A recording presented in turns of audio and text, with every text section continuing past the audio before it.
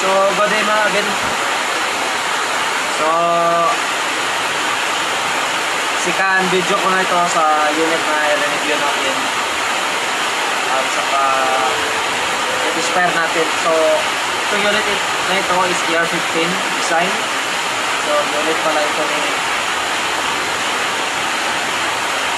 Basta, may-aring ako ito. So, yung button canister niya, so, lagyan natin ng kulay konti na black para hindi siya on.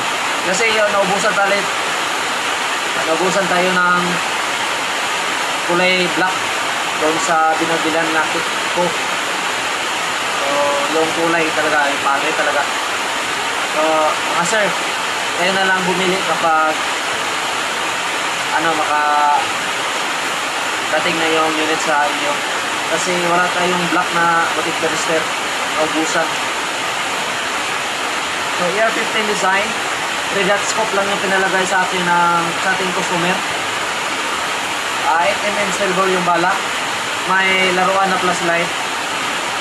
Saka 10 rounds magazine lang po na bulitas. 8mm. So, tispire natin to. Mga 5 shots lang.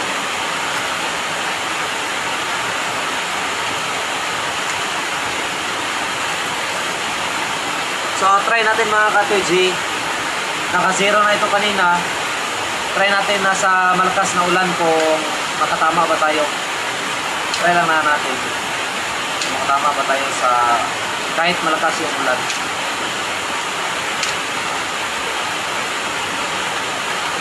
So, paglagay pala sir, ganina.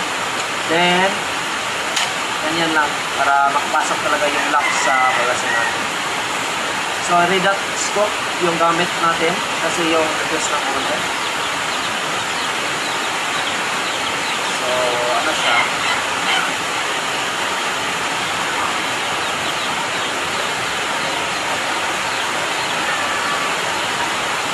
Yun, makikita nyo siguro na red-dot. So, try natin, target natin yung lata na nilagay natin. So, pagkabit pala sir, dapat nakayuko yung unit natin. So, dapat nakayuko yung unit para yung papasok na butin is yung hangin lang niya, hindi yung liquid. So, sa PVC tuiga na butin powered, yung dapat na makapasok sa loob dito sa check valve to chamber, dapat hindi makapasok yung hangin lang. So, may exhaust siya dito. Yung exhaust niya, naka-open yan. Pagkasa mo, automatic open. Ito yung exhaust fan niya. Yung gilog. So, pagkasa mo, dapat na naka-fold siya. Then, pagbalik, dapat na naka-fold din. So, try. First shot. Lakas lang ito, sir.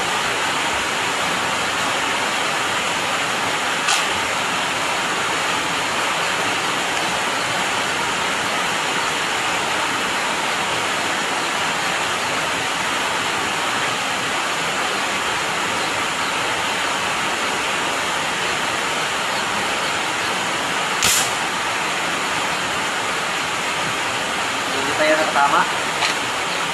Nasa baba lang po dito. Second shot.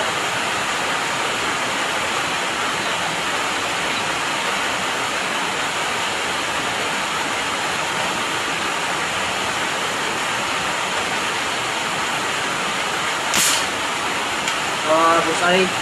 Hit for the second shot. Third shot.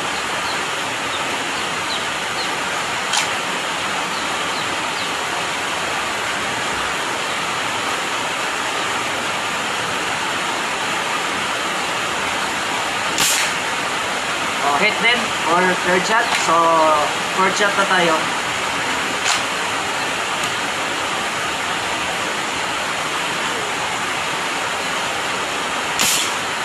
So, hit din or fourth shot and fifth shot na tayo. Last, sana makatawa.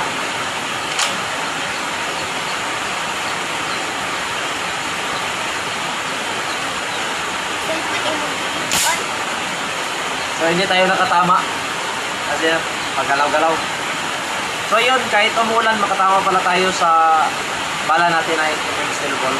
So yung distance pala yan ang target natin is 12 lang. Kasi maulan, so nandito lang tayo sa loob ng bahay. Tsaka yung target na sa labas. So yun, 12 meters lang po yan. So yun mga ka-3J, tumama po yung 8mm steel ball yung gamit natin. So removable barrel po light ito. So removable barrel.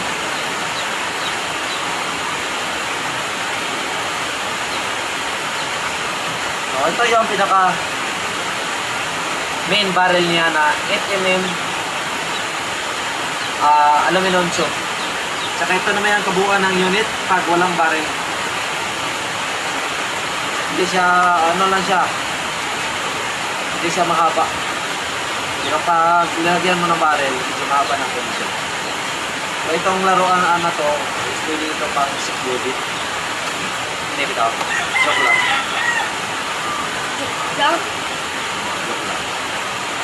So sir, itong unit mo, pag naka-on pa yung laser, dapat i-off mo lang sir kasi ma-weak yung battery niya.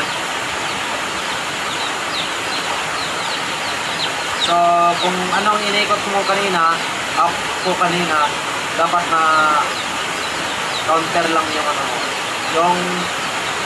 Yung red pala nito is naka-clockwise, saka yung green pala niya is naka-counter clockwise. So pag nandyan na sa iyo yung unit sir, makikita mo at malalaman mo din yan kung ano yung play nitong scope, anong laro nitong scope. So yun lang, natama tayo sa 5 bala natin na 3 hits tayo, 2 miss sa 5 bala. So sir,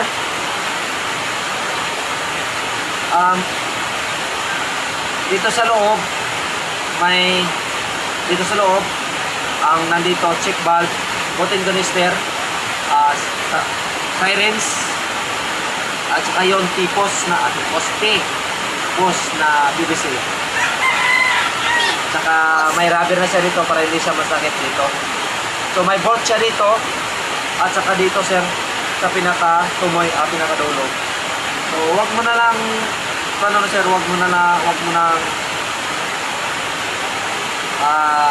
tawag yan, galawin yung mga nasa dito kasi baka hindi mo na mabarak. So joke lang ito sir, huwag mo nang galawin sir kasi nakaano yan. Okay lang. Ito lang dito pag maubos siya, dalawang protein canister naman yung ano natin, isa ito at may reserva. So ito lang yan, saka lang yung maubos. At saka yung pag masira yung siren sir, may 3 naman tayo. So may 2 reserva. So pag maubos yan sir, masira lahat, mabarahan lahat, ikaw na bumili sir ng sirens at ikaw na din magputol. Kasi yung sirens natin sir, may na free is pinutulan na natin. So ready to use na po yun sir kapag masira yung isa. So yun. So ito pala yung tunog ng walang bala.